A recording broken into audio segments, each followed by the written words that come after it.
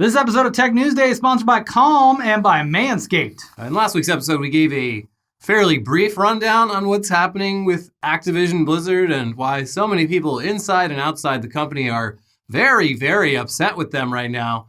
But the story has developed a lot in the past week, so it's time for a deeper dive into this big pile of shit. Yes. And if you're just now hearing for the first time, but there's a little bit of a scandal going down at one of the biggest video game publishers on earth, well, the short version is that they are alleged to have fostered a company culture that is so exceptionally toxic towards female employees that following a 2-year investigation, the state of California has filed a lawsuit against the company alleging that the culture of harassment and discrimination occurred with the knowledge and even participation of top executives. The state is going after them. Yeah, that's never a good sign. The longer version is contained in the actual lawsuit filed against Activision Blizzard last week, which goes into a lot of detail, but a decent summary is found here on page 4. Like the executive ranks, women across the company are assigned to lower paid and lower opportunity levels. Female employees receive lower starting pay and also earn less than male employees for substantially similar work. Defendants promote women more slowly and terminate them more quickly than their male counterparts. Faced with such adverse terms and conditions of employment, many women have been forced to leave the company. Defendants have also fostered a pervasive frat boy workplace culture that continues to thrive. In the office, women are subjected to cube crawls in which male employees drink copious amounts of alcohol as they crawl their way through various cubicles in the office and often engage in inappropriate behavior towards female employees. Male employees proudly come into work hungover, play video games for long periods of time during work while delegating their responsibilities to female employees, engage in banter about their sexual encounters, talk openly about female bodies, and joke about rape. Unsurprisingly, defendants' frat boy culture is a breeding ground for harassment and discrimination against women. Female employees are subjected to constant sexual harassment, including having to continually fend off unwanted sexual comments and advances by their male coworkers and supervisors, and being groped at the cube crawls and other company events. High-ranking executives and creators engaged in blatant sexual harassment without repercussions.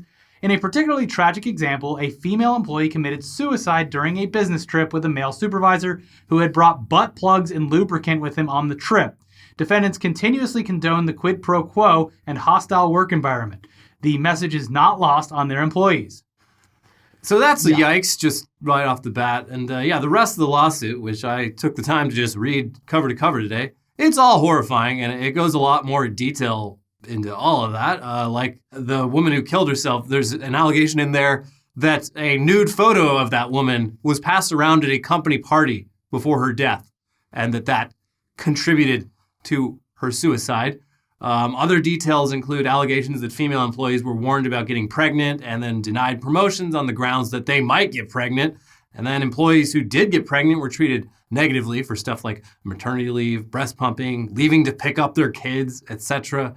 African-American female employees are alleged to have been treated especially badly and subjected to a level of micromanagement far beyond that of their fellow employees.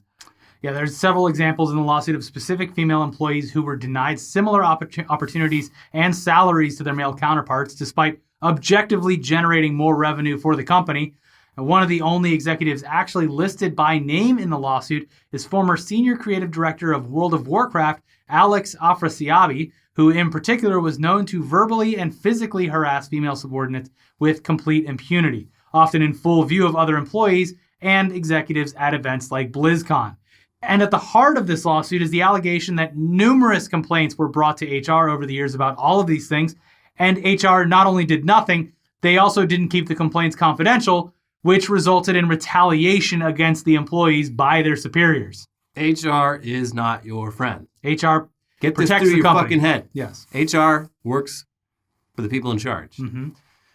But again, the California Department of Fair Employment and Housing spent 2 years investigating all this, taking on a company as big as Activision Blizzard, bringing them to court for something like this is an extremely expensive endeavor, and government agencies generally are not willing to do that unless they feel very confident in their case.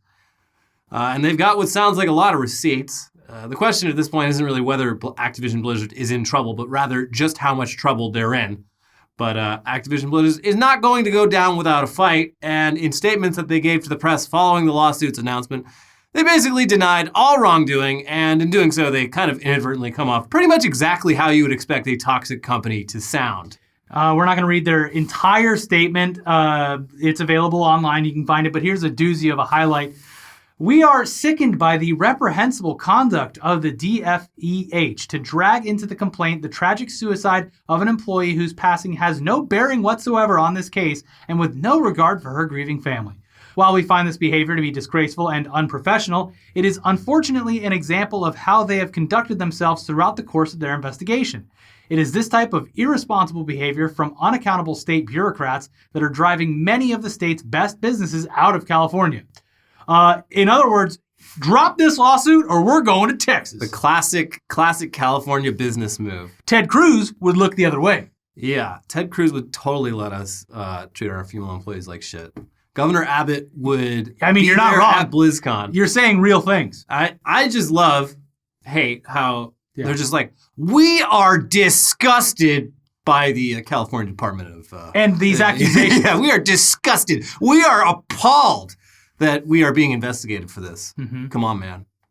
You don't want us to move to Texas, do you? We pay a lot in taxes. It'd be a real shame if Blizzard left the state of California. The city of Irvine quietly weeps. Maybe you can just let this one slide. Yeah. But meanwhile, within Blizzard, and it seems like Blizzard itself is where a lot of this shit happened. Which, at face value, when I first heard about this, I was like, Activision seems like a company that would be way more like crazy on this kind of stuff. Yeah, I mean, it's probably both companies, but it does sound like Blizzard itself was kind of the nexus of a lot of this bad behavior. Yeah. But within the company, the entire staff received an email from Chief Compliance Officer and former member of the Bush administration, Frances Townsend, which I'm not going to read her whole thing, but it included gems like, a recently filed lawsuit presented a distorted and untrue picture of our company, including factually incorrect, old, and out-of-context stories. And she also called the lawsuit truly meritless and irresponsible. Now, this did not go over very well with employees who do not feel that the lawsuit is meritless and irresponsible. They read the lawsuit and they're like, oh, yeah, that represents my experience here quite accurately. So on Monday, over 2,000 Activision Blizzard employees signed an open letter to their superiors, pushing back on their public statements over the previous few days. Here's part of that. We believe these statements have damaged our ongoing quest for equality inside and outside of our industry. Categorizing the claims that have been made as distorted and in many cases false creates a company atmosphere that disbelieves victims. It also casts doubt on our organization's ability to hold abusers accountable for their actions and foster a safe environment for victims to come forward in the future. These statements make it clear that our leadership is not putting our values first. Immediate corrections are needed from the highest level of our organization. Our company executives have claimed that actions will be taken to protect us, but in the face of legal action and the troubling official responses that followed, we no longer trust that our leaders will place employee safety above their own interests. To claim that this is a truly meritless and irresponsible lawsuit, while seeing so many current and former employees speak out about their own experiences regarding harassment and abuse, is simply unacceptable. And on Wednesday this week, Activision Blizzard employees staged a walkout protest attended by what looks like hundreds or even thousands of employees. And at the same time, players of games like World of Warcraft staged an in-game logout where they converged at one point in the map with messages of support before all logging off simultaneously. It's the thought that counts. Yeah. The purpose of the employee walkout was laid out in a statement from organizers, which called for leadership to address 4 key points: the end of forced arbitration for all employees, worker participation and oversight of hiring and promotion policies, the need for greater pay transparency to ensure equality, and employee selection of a third party to audit HR and other company processes. All good suggestions. Yeah. Now, while the walkout was going down, though, some more insight into the company's depraved culture came out via Kotaku regarding the Cosby Suite. What's that? With a name like that, what could go wrong? The Cosby Suite is mentioned briefly in the lawsuit, but basically it was a specific hotel room certain male employees designated as the place to go for drunken debauchery, and even featured a large framed photo of Bill Cosby. And the main organizer of the Cosby Suite seems to have been Alex Afrasiabi, the only person aside from Blizzard president J. Allen Brack to be named in the lawsuit. Just a horrible name to call something. Yeah, it's just not a good look. And to be fair, a lot of people have been pointing this out. The photos and screenshots that Kotaku obtained back, they date back to 2013 when Bill Cosby's numerous rape allegations weren't exactly front page news yet, but also it wasn't really a secret. It wasn't either. a secret, and it's like, why else would this person call it specifically the Cosby Suite? For it, what? Oh, this is where all the funny jokes happen about people pulling their pants up. Yeah, I don't know. It's, so Cosby at that point, he had definitely been publicly accused of sexual assault several times already, and it was in the news. Yeah. We were aware of it.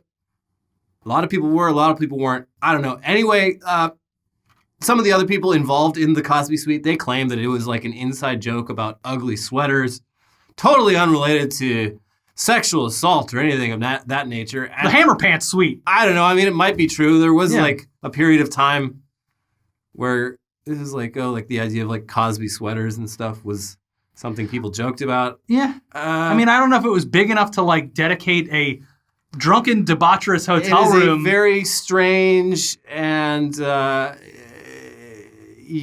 very strange choice. But regardless, this photo of like a bunch of dudes like happily in front of a giant frame photo of Cosby has not aged well. Are they wearing Cosby sweaters? No.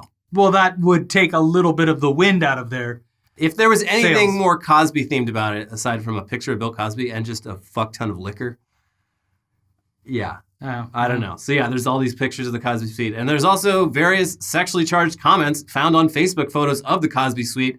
And it's not a good look, guys. It's very sus. It's a very hard thing to explain away. Yeah. Imagine... We named the room that we all got shit-faced drunk in and tried to get laid in the Cosby Suite because we thought the sweaters were funny. Like, imagine... I know this looks bad. Yeah, imagine, like, how just horrifically weird it would be to have absolutely no malice in naming it that, and then all of it... Yeah. Very odd. Yeah. A real long shot, I would say. Yeah. Anyways, hopefully some long overdue change and accountability comes out of this whole scandal, and not just for Activision Blizzard, but the whole industry, because as we've seen with similar scandals at Riot and Ubisoft, this is an industry-wide problem. But let's move on to some other news now that's a lot less bleak and depressing, but also still wildly inappropriate. Remember VidMe? Yeah.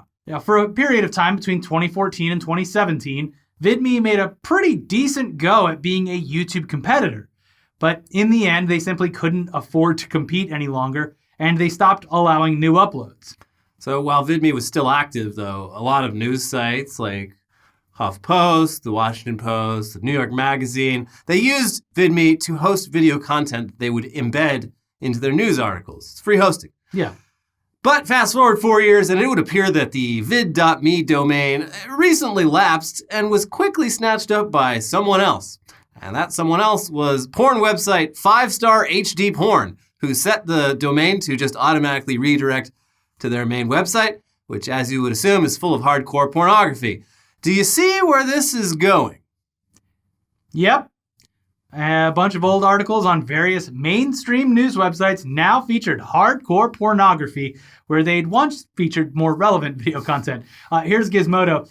The incident occurred sometime around mid-afternoon, when people reading serious news stories in serious media outlets suddenly found themselves staring at links to videos with names like Bottoms Up Brianna, Naughty Spy Girls Part 2, and Marsha and Megan Make a Mean Team, among others. It's not 100% clear what caused the videos to become embedded in the sites. One theory is that all embedded VidMe videos displayed the homepage of 5-Star HD rather than the original videos. This, in turn, resulted in totally not porn websites suddenly displaying people having sex. It could also just be a marketing stunt, as 5-Star Porn HD doesn't appear to be particularly popular based on low video views on its homepage. So they might have snatched this up as a great deal. Yeah. And maybe someone knew that this content was being rehosted on news sites.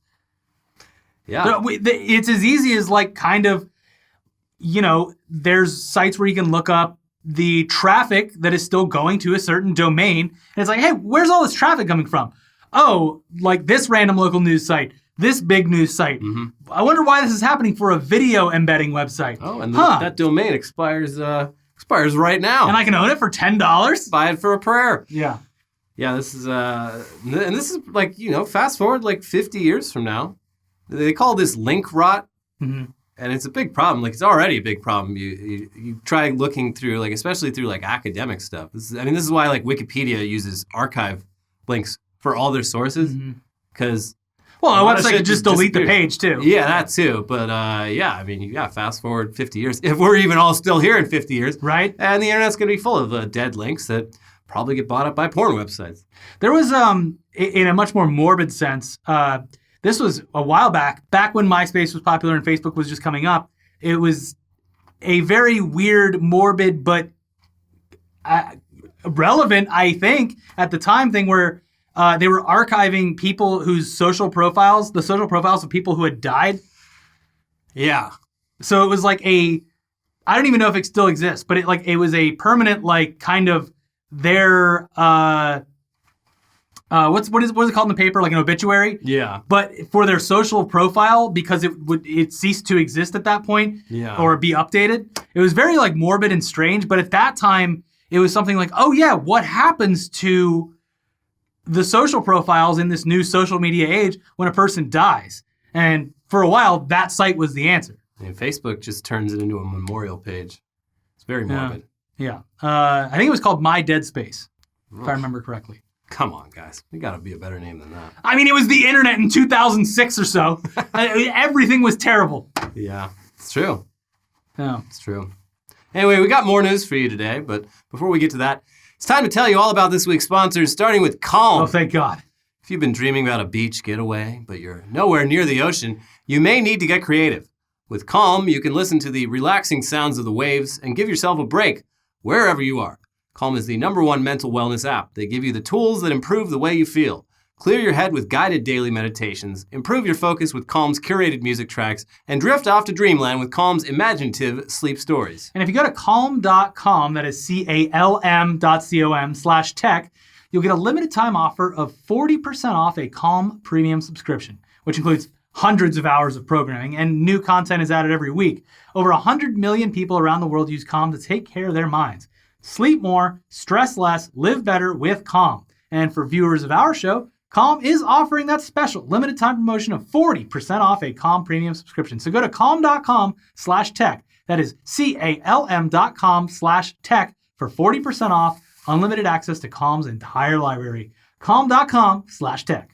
And this episode is sponsored by Manscaped. The sun's out, bums are out, and hopefully your pubes are not out. Also, flip-flop season is upon us, and you're out here with those post-pandemic toenails. What are you doing? Don't worry, our friends at Manscaped have you covered. They just launched their 4th-generation performance package and their Shears 2.0 nail grooming kit. Join the Manscaped movement by going to manscaped.com for 20% off plus free shipping with the code TechNewsDay. The Performance Package 4.0 includes the new Lawnmower 4.0. This trimmer will change the way you approach your grooming routine. This 4th-generation trimmer features advanced skin-safe technology to reduce grooming accidents. You don't want any ingrown hairs or snags on the boys before beach season. The Lawnmower 4.0 has a 7,000 RPM motor and an on-off travel lock, and gives you the ability to turn the 4000K LED spotlight on and off. If the power grid goes out in Texas again, you can use your Lawnmower 4.0 to illuminate the way with this LED spotlight. This trimmer is also waterproof, so you can trim in the shower and not worry about your cleanup on aisle D. Predict. The Performance Package 4.0 also includes the Weed Whacker to chop your worst weeds up top in your nose and ear.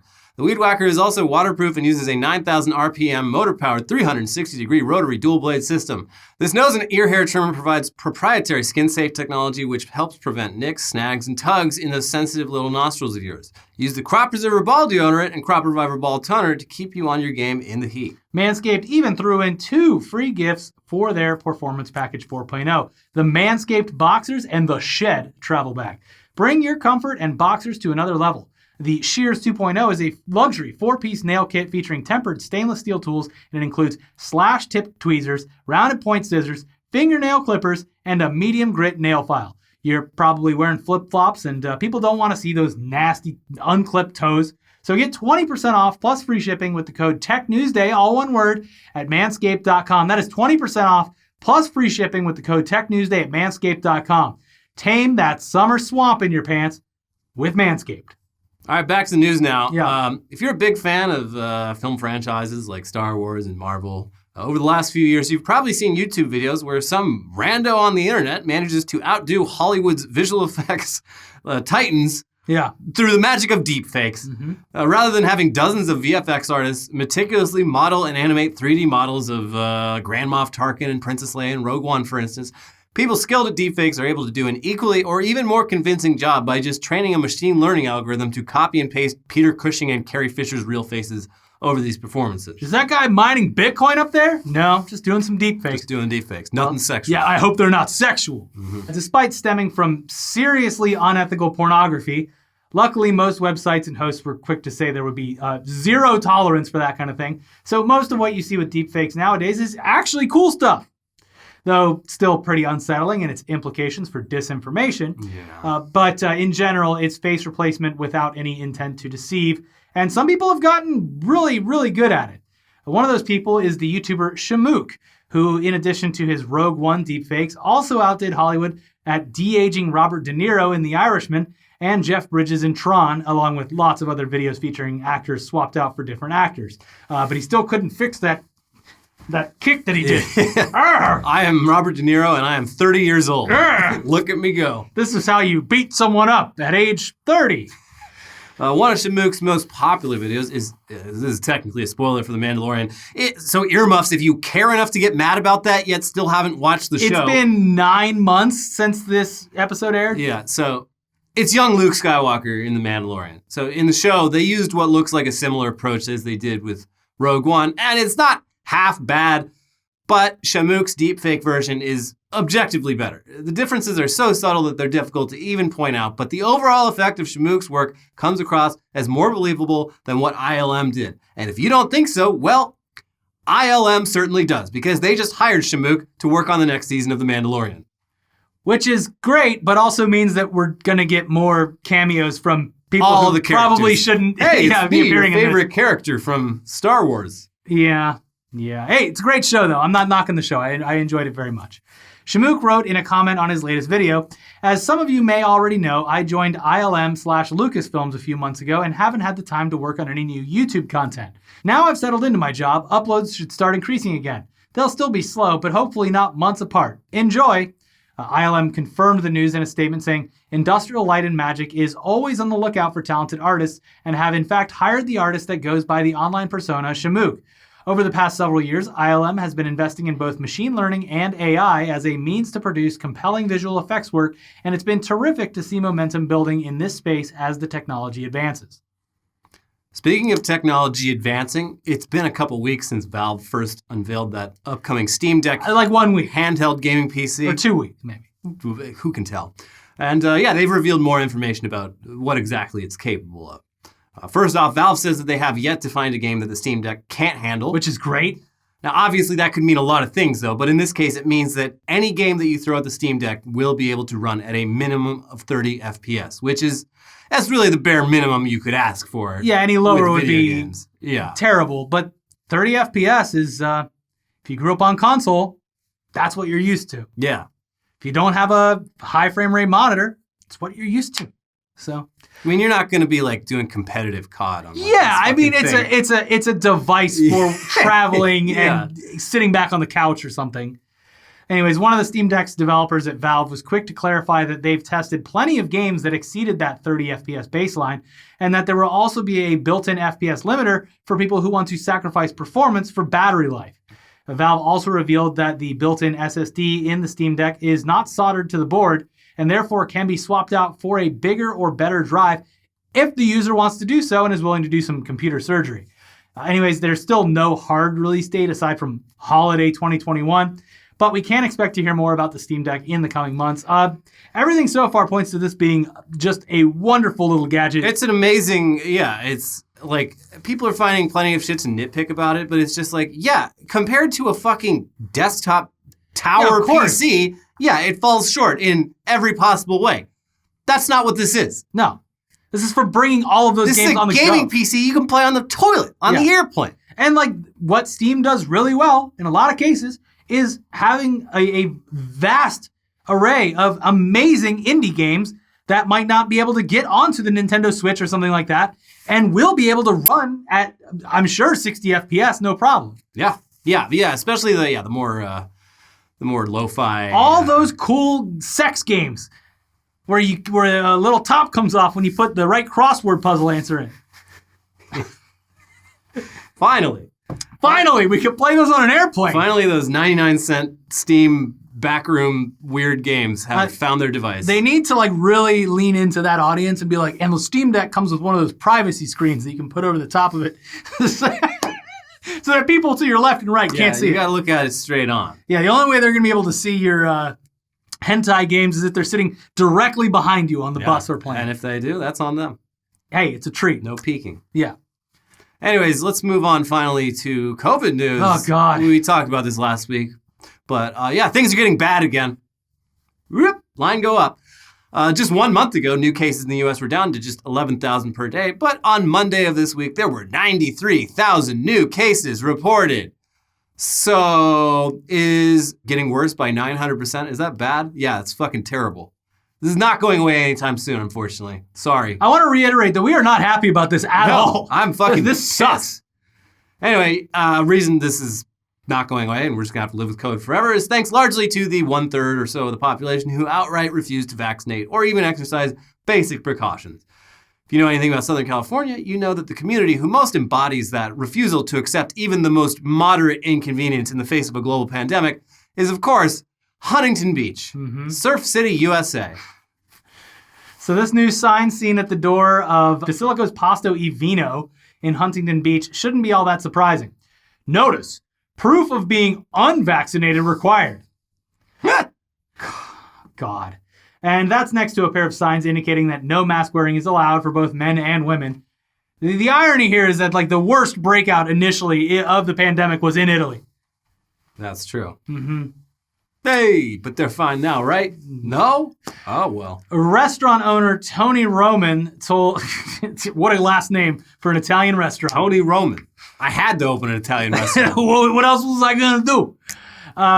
He told NBC LA, our American way of life is under attack, and I feel blessed to be on the front lines of this battle in defense of liberty and freedom, willing to put everything at risk for it. Yeah, that's true. Pledging our business as a constitutional battleground since day one of the lockdowns on March 19th, 2020. We have never complied with any restrictions since. And when the tiny tyrants go on the attack with new mandates, we fire back, launching new missiles of defiance. And with the new and aggressive push for mandatory vax policies, we couldn't resist. So we are sending a message of our own. Hopefully most are smart enough to read between the lines. Otherwise, we will just sit back and have fun watching their heads explode over it. Oh man, I'm so triggered.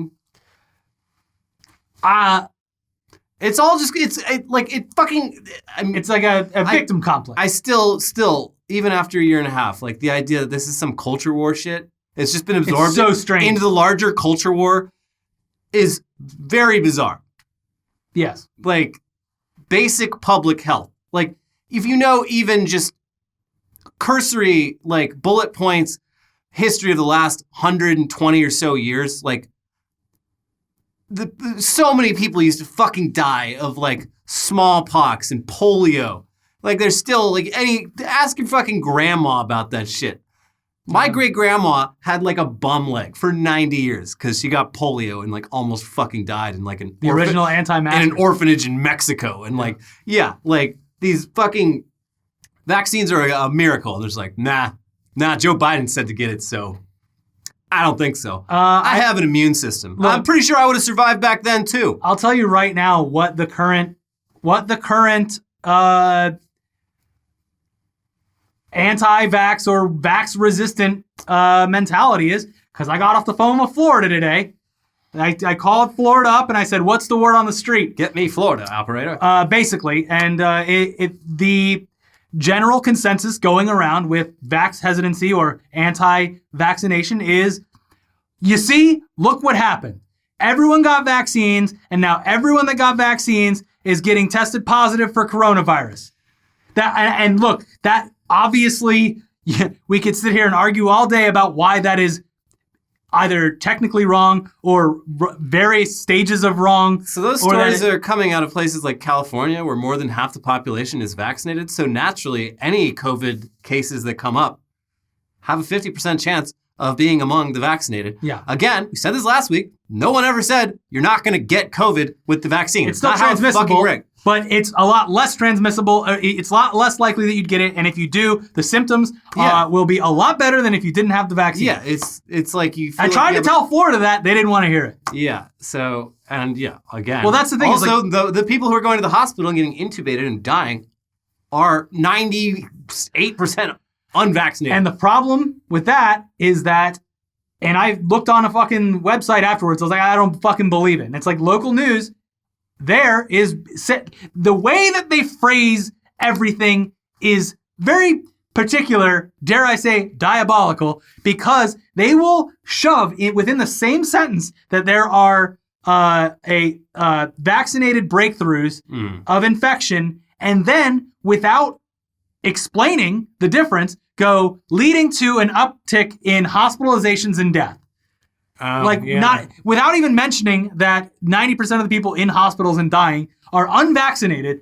So in someone's mind who's watching it is going, the vaccinated people are fucking clogging up the hospitals. I mean, yeah, that is annoying, but it's just like at this point, no one's mind's being changed. Yeah. No one's becoming an anti-vaxxer right now. No, but no one's going to not become an anti-vaxxer. They're getting reassurance now because of the breakthrough infections. Sure. Yeah. Anyway, believe me, it's fucking frustrating. Believe me. This is a nightmare scenario in so many ways. So yeah, it's never going to end. Ever. And as another example of this, remember back in 2020, some of the most striking images of people not giving a single fuck about the pandemic came from Lake of the Ozarks in Missouri, where everyone just sort of kept on partying like it was 2019. The pool was packed.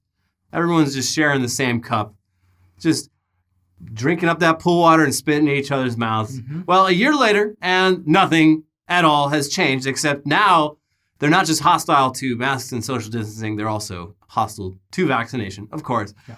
Politico recently sent a journalist down to Lake of the Ozarks to get a feel for the vibe over there. It's a long article, but let's read some of the paragraphs from it. In a county designated a COVID hotspot, in a state with one of the lowest vaccination rates in the nation, and in a region where hospitals are nearing capacity as the Delta variant takes hold, Erin, a bartender at Backwater Jack's, couldn't be in a more vulnerable position. She interacts closely with hundreds of maskless customers, sometimes on a single day. She knows most of them are probably not vaccinated, and she doesn't care. She isn't either. Quote, "I'm living, breathing proof I've not been sick once. I've been as hands-on as you can be with people from everywhere," Erin said as a motorboat thundered to the dock and another group of customers climbed out. Like others who spoke for this article, she asked to go only by her first name. She said she'd heard a rumor, common among vaccine skeptics, but also plainly false, that, quote, "more people are dying from getting the vaccine this week. Personally," Erin added, "I feel like my immune system is doing a good job. So why pump it full of something that we don't really know what it is?" And that's almost exactly what I just said before, that the tone of people that are vax hesitant or anti-vax is that it is going to be worse, and I'll just let my body deal with it. And a lot of people think or assume or say, just because it makes them feel better, that I probably already had it, and so I definitely have the antibodies, which are way more effective than the vaccine. And there's no shortage of fucking articles that you can go read with firsthand accounts from nurses and doctors who, people on their fucking deathbeds begging for the vaccine after it's too late. That's not how it works. Also, a woman who almost fucking died because her husband convinced her that when they had a cold back in January that it was COVID and they recovered from it. Yeah. Look, it's, again, I am very personally frustrated by all of this on a very deeply personal level. Yeah. Here's more. Interviews with dozens of the clientele frequenting dockside bars, restaurants, and resorts in this area, famously featured in the Netflix dark drama Ozark, revealed an opposition to the vaccine campaign and a disbelief in news around the Delta variant so intense it bordered on belligerence. No promise, they say, would entice them to voluntarily get vaccinated. Not a $1 million check or a plea from a loved one or the encouragement of Donald Trump himself. Among the few who admitted to getting vaccinated, some described being shamed by friends or family. One woman, Brittany Hanlon, who wears a mask while battling cancer, said she was heckled for doing so while walking through a Walmart. "Take off your mask," two women shouted at her as she tried shopping. The women told her that the mask was making them uncomfortable, Hanlon recalled, which I don't understand. It's not like I was doing anything mean or inappropriate. I just had a plain black mask on. An employee of the Tonka State Park Visitor Center in the Lake of the Ozarks area, Hanlon says she wears a mask while interacting with roughly 600 to 700 people a week there. She's typically greeted with sneers and requests that she remove it. We saw this, LA is no stranger to any of this shit. Last weekend, there's just this like roving band, like they all found each other, and now like every weekend they go on just like a parade of destruction around like, I think it's mostly been West LA and like mid-city, but they'll just like go into fucking Vons and like just shout at people to take their masks off. And like last weekend they went outside Cedars-Sinai and were harassing doctors and patients and like literally got in a physical fight with a cancer patient who told them to fuck off. I am at this point begging for these people to go back to flat earth conspiracies. Yeah. No, it's at least that's harmless. Yeah. They can still have their friend group. Like, yeah, I've said this before, but like believing the earth is flat around has no real effect on anything. Like that shit's mostly just for scientists. It doesn't affect really anything about your life unless you like work in satellites or something like that. I'm sure at that point it's just aggravating. Yeah, it's just annoying and stupid, but it doesn't hurt anyone. Anyways, those interviewed here had various reasons for not getting the vaccine. They felt overwhelmed by what they described as a near hysterical media coverage of the pandemic. They suspected greedy pharmaceutical companies were simply trying to line their pockets. Offers of money and incentives in exchange for the shot were met with even more skepticism, which I brought up before, that had almost a negative effect on anyone who might have gotten it because like, oh, well, you have to pay me to get it? Like that. Quote, "Now, why would they be giving it away for free?" asked A. McNay as he sat at Shorty Pants Lounge, another packed venue less than 15 minutes away from Backwater Jack's. McNay asked that his full name not be used. Like many people here, he was suspicious of the government and the media and didn't want too much of his personal information revealed. "If you think you can trust your government," he said, "ask the Native Americans." And I guarantee you this is a guy who probably does not respect. Yeah, a real lover of our native peoples here in the United States. Yeah. Great stuff. Continues, inside McNay sat along with a half dozen other customers who likewise lamented what they viewed as a breathless push for vaccines. Two bartenders floated in and out of the conversation, dropping comments like, "What's COVID?" to laughter. Just recently, a beloved cook at the restaurant had died from the virus, they said, but that hadn't changed the thinking around vaccinations. The cook, they reasoned, likely had other underlying complications. And he might have! It exacerbates them! "We don't know what else was wrong with him," said Murray Ferris, who frequents Shorty Pants with his wife Jane. By contrast, Murray said he and his wife exercise vigorously and regularly. Even so, Jane Ferris said the vaccine hadn't been studied long enough, and she didn't want to be a guinea pig. Anyways, there's plenty more in that article, and it'll drive you insane. The whole thing, it's really worth a read. Or don't. Save your sanity. Yeah. Towards the end of the article, they point out how in recent weeks, a lot of Republican governors have started being very direct about encouraging residents to get vaccinated, as has Fox News, who, by the way, it makes it mandatory for anyone entering the building. Yeah. And also, by the way, Donald Trump got the vaccine. Yeah, before the election, well known. He would not shut up about it. This was his vaccine. You're going to be so happy when my vaccine shows up. There's so many clips of people asking, like, in public, being like, they never give Donald Trump enough credit for this vaccine. Yeah, exactly. Are you going to take it? Hell no. Yeah, it's cognitive dissonance. It's just more culture war bullshit. I'm convinced, like, this is just something to, like, fill up these people's empty lives. Yeah. It's a very busy conspiracy. Much like standard anti-vax stuff before COVID, it was like a way for fucking stay-at-home moms. It's a way of to feel like they were smart about something. Yeah. But look, it's clearly too little too late for all of these people who have spent the last 6 months convincing themselves that getting vaccinated is somehow political. Even if Lake of the Ozarks ends up being a Delta variant super spreader location, it's probably not going to change any of these people's minds about anything. And that fucking sucks. In typical, because this is actually political for the most part, Republican fashion, it really doesn't affect people until it actually affects them, which is why you're seeing people in ICU begging for the vaccine when it's clearly too late. Yeah. There was a guy in LA who was a very prominent member of a church here in LA, who in June or May or something was posting all over Facebook, 99 problems with a vax ain't one, which makes no fucking sense, and just died last week. Yeah, young guy too. It's like 34. Yeah. No, one of my friends, his younger brother, who's 30, great shape, doesn't drink, doesn't smoke, like very athletic, anti-COVID vax for the last like 6 months. The rest of his family been yelling at him to get the vax. It's been a big point of contention in the family, and he fucking got COVID, had to go to the hospital. It was like very serious. And of course, then he's like, yeah, I probably should have gotten the vaccine. Like, we've been saying. But at least he changed his mind. A lot of these people, they'll be in the hospital, come out of it. There's and be that one guy who was like, I'd do it all over again. Fucking incredible. Ugh. Anyways, that's our episode. If you haven't watched our most recent one about how strokes can cause strokes, and some other news in there. Yeah. There's that. And then weekly weird news about everyone involved in the Olympics getting canceled.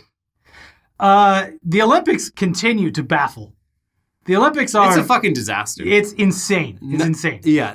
I feel like none of the athletes, like, heads are even in it at this point, which, like, why would they be? Like, the Olympics, specifically, like, everything happening with Simone Biles, has turned people who don't even care about sports into raving lunatics about, like, it is insane. Yeah.